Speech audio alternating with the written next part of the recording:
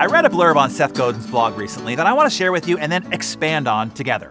The reason why it was so poignant to me is it was kind of like a karate palm strike to my solar plexus when I read it. The title was, "What Did You Expect?" It was something like this. If you run a rush delivery company, expect that customers will be rushed.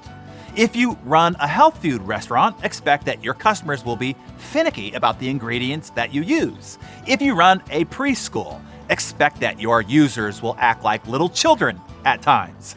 If you offer urgent consulting services for clients in trouble, expect that they will be stressed and want you to work all night. If you treat people with mental health issues, expect that they'll not always be patient and long-term thinkers. Sometimes we get what we expect and still complain about it. It's a feature though, not a bug.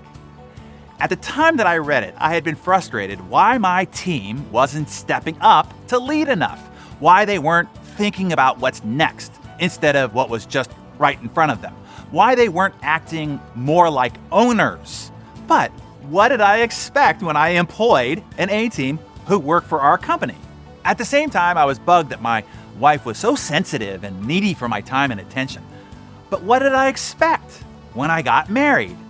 And at the time, I was also wondering why I had to spell things out so specifically for some of the clients we mentor. Why did they need to be told exactly what to do instead of just figuring it out on their own? But what did I expect when I started a mentoring and training company? You see, this applies to you no matter what you do. Your kids whining and crying and screaming and driving you nuts. Well, what did you expect when you wanted to have kids? Your boss being demanding. What did you expect when you signed the employment contract and took their paycheck? Your client wants your time, attention, and prompt return phone call. Well, what did you expect when they gave you their business? Your friend wants your time, attention, and a prompt return phone call. Well, what did you expect when you gave them your friendship? So, when we get what we should expect, let's not complain about it anymore. You've made the choice to do it. Now you have to make the choice to deal with it happily. As Seth put it, it's a feature, not a bug.